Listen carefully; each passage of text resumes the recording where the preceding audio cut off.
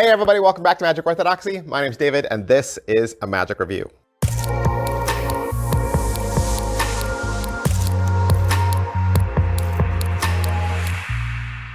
Hey, welcome back to the channel. Thanks for being here. My name's David. I'm your host. I do Magic Reviews with jazz hands apparently. Yeah, I do Magic Reviews. I do playing card reviews, and every single month I do a giveaway. I do a giveaway every single month. I give away magic tricks, I give away playing cards, both here on my YouTube channel and then over on my Instagram channel. So you wanna make sure that you're following me in both places. Make sure you've liked and subscribed. Hit all your bells and whistles and notifications so that you're alerted when those new reviews and those giveaways go live. Today, we got a fun one. I was alerted to this trick by watching, I think, Xavier Spade. I was watching Xavier Spade's channel, and if you haven't checked out Xavier Spade's channel, head on down, check him out. He is a ton of fun. Make sure you give him a like and a subscribe and a follow as well. He was walking around McGhie Fest. I was there too. I bumped into him. We talked, we chatted for a tiny bit, for a tiny bit. But he was busy, he was filming, and he was there looking for a cool trick. Cool trick at McGhie Fest, walking around the tables, and he came across a Stargate effect. And so I hadn't even seen Stargate until I watched Xavier Spade. And then when I watched that, I was like, oh, I want that. So I headed on down to penguinmagic.com and I purchased Stargate with my own cash, with my own money, with my own moolah. And it arrived in the mail the other day, and I'm here to review it for you. All right, Stargate by Roddy McGhie. What is it? It's kind of, it's a puzzle. It's an optical illusion. It's a huge optical illusion-y puzzle, forced perspective, crazy, like what am I staring at thing. When Roddy does his patter, he does it as like a space portal, like a black hole. He talks about things going into a black hole and popping out the other side. Certainly, you could present it that way, but you don't have to. Of course, you can do your own patter. But it's just a tuck case. It's in a standard United States Playing Card Company tuck case. This comes from USPCC, and a Sharpie marker. And the Sharpie marker goes into a pre-made hole. You know, and having the hole in the tuck case is not an issue. Like, you tell them there's a hole, okay? You tell them there's a hole. It goes into the hole, and it comes out the other side, and you're able to spin the tuck case on the pen, and then you're able to move the exposed tip all the way down to the bottom and show that it actually stays there while the pen body is in another place. And to show that they're still connected, we're able to move the pen up and down, and the little tip moves up and down. And best of all, here's the thing, and here's why this trick is so awesome. You can pull the pen free and then hand both the pen and the tuck case out for examination. They'll never find a thing. All right, so you get it, you buy it, you order it, it comes to you in the mail, you open it up like a surprise child on Christmas morning. What are you gonna find? It's a really nice magnetic enclosure box. Inside, it's all like foam padded lining. You're gonna get the tuck case. It comes disassembled, and you'll put it together, and then you'll get the pen and the gimmicks and everything you need to do the effect. And you'll get the download code to the video. The video is roughly 19 minutes long. Is it what I thought? I think watching this, I didn't know what to think. But I've already owned Quantum from Kaylin Morelli. And I've owned some other moving hole effects. And so I just kind of figured it was using the same kind of technology that was along those lines. And it kind of is, but it kind of isn't. How are the angles? The angles, I think, are very good. And I think that's one of the selling points of this effect. The fact that you can spin the box, and even if they caught a glimpse, right, of directly into the box, like if they could look into the exposed tuck case flap and they could see inside, even for that split second, they'll see the Sharpie marker.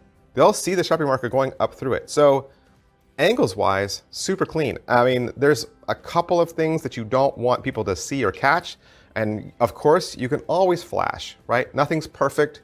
You can always flash, but I think that's just gonna come with practice. Can it be inspected? I already answered that.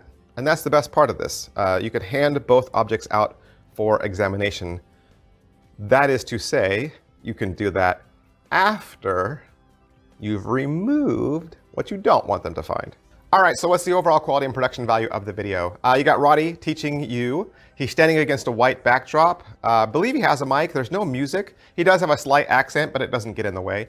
As far as what he's gonna teach you, You're gonna go over the trailer once again. He's gonna perform it live for the camera. And Roddy, again, like I was saying, he uses a wormhole pattern, but you don't have to stick to that. He's gonna cover what's in the box, how to assemble your tuck case. He'll talk about setup, how to perform. He'll talk about the best angles. He'll then talk about how to make it examinable, and you're gonna do that live in the moment, right? You're doing that in the moment. It's part of the effect. He'll give you some care tips at the end. And then after that, you're gonna get a couple of bonuses. One of the bonuses is you're gonna get a Blackpool examination. So after he performed this at Blackpool, there was a couple things he kind of picked up that made the trick easier to examine at the end, easier to do your dirty work. And I think that's the best ditch on the whole video. So do that one, make sure you watch till the end. Is the product well made? Like I said earlier, it's a real United States Playing Card Company box, real Sharpie. Everything will pass examination. These props look like the things they are because they are the things they are. How much setup and reset is there? Like I said earlier, you have to assemble the box, right? You have to assemble the box. It packs flat. And let me just say, when the box is in storage, I would keep some cards in the box just to help maintain its shape. Pocket space, all right? What is the pocket space? Having an empty tuck case in your pocket, I think, is delicate, right? Tuck cases aren't strong, they're not sturdy, they're not made out of steel, right? So just be aware that it's a delicate prop. You might want to keep it in an upper pocket, right? Not in a lower pants pocket, just because I'd be afraid to crush it, right? You don't want to crush it. That said, I think you could, since this is kind of taking up the same space as a tuck case. So again, it's kind of taking up the same space as a deck of cards. So you're going to carry a deck of cards and carry Stargate? I probably wouldn't, but here's what I would do. Put your favorite packet trick inside Stargate, right?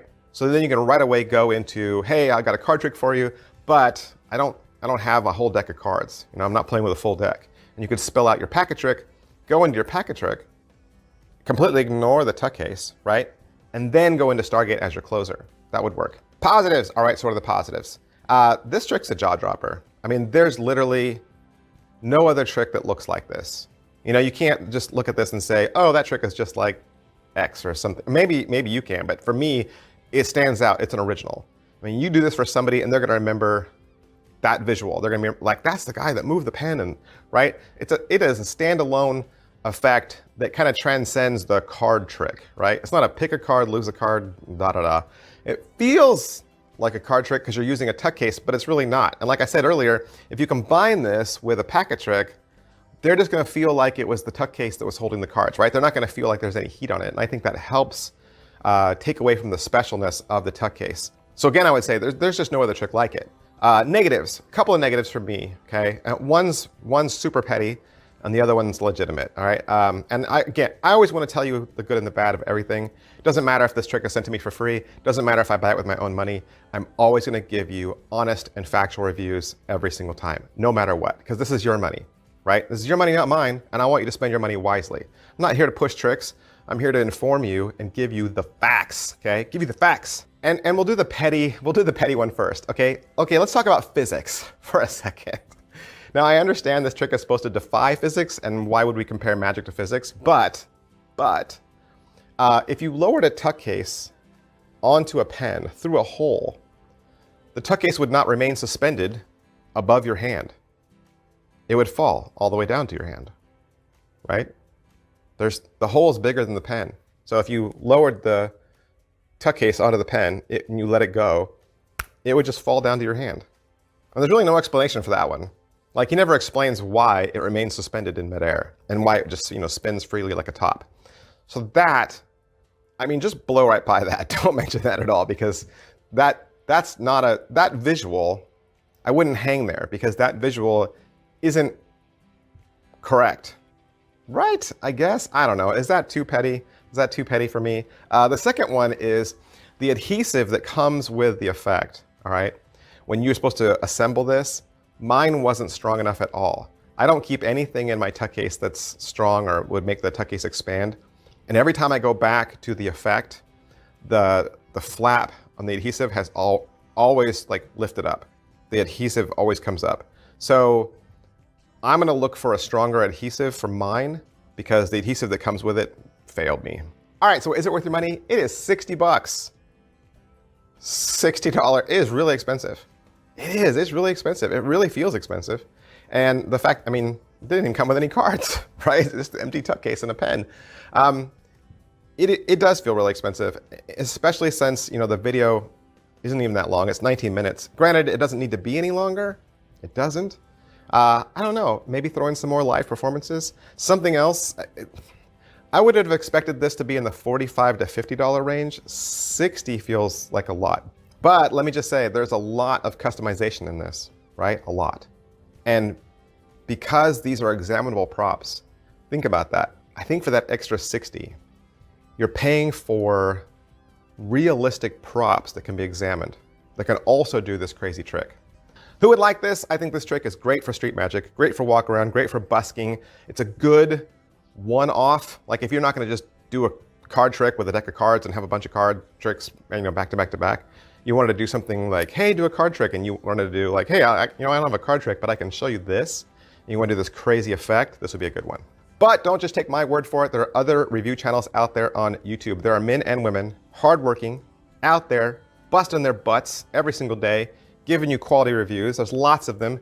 Always get a second, third, or fourth opinion before you spend your money. There's two other channels I know that have reviewed Stargate. The first one is Tyler Lindford. Tyler Lindford, I've mentioned him in the past. He's got a channel kind of similar to mine where he reviews the latest and greatest effects. So definitely check him out. Give him a like and subscribe, and then head down over to Real Magic Review. Real Magic Review, that's probably my favorite review channel on YouTube. He's great. Definitely watch Steve Faulkner and check out his .com, where he teaches magic as well. All right, so it's everything I can say about Stargate from Roddy McGhie and penguinmagic.com. I, of course, got mine from penguinmagic.com, and if you'd like to buy one, I would suggest you head there as well. Thanks, guys. I'll see you next time. Bye. Hey, everybody. Welcome back to Magic Orthodoxy. My name's David, and this is my new hoodie. It's actually not a new hoodie. The hoodies have been available for sale over at my Teespring store for a while now, but I've always worn the t-shirts in the videos, never worn the hoodies because it's not actually cold where I am. Well, neither inside nor outside, but I thought, you know what? You should see a hoodie. You should see what it looks like. So this is actually the darkest one. This is the dark heather one, and it almost looks like a black on black. So there are two other colors available, 2 or 3 colors available actually. There's a burgundy and a lighter gray and a little bit lighter gray. So if you don't like the black on black, maybe consider one of the other colors, but just wanted to show it to you, right? Just wanted to show it to you as we head into fall, as we head into the winter season. If you want to sport your devotion, your loyalty, your love to Magic Orthodoxy and all things Magic Review and playing cards, yeah, that'd be great. And I'm just showing it to show you. Like I think I make $1 on every single sweatshirt. So I made the price point as close to the cost as I could. I think I make $1 on each sweater. So that's not why I'm making this video. I just wanted you guys to see it. All right. Thanks for hanging out with me. Stay cool. Bye.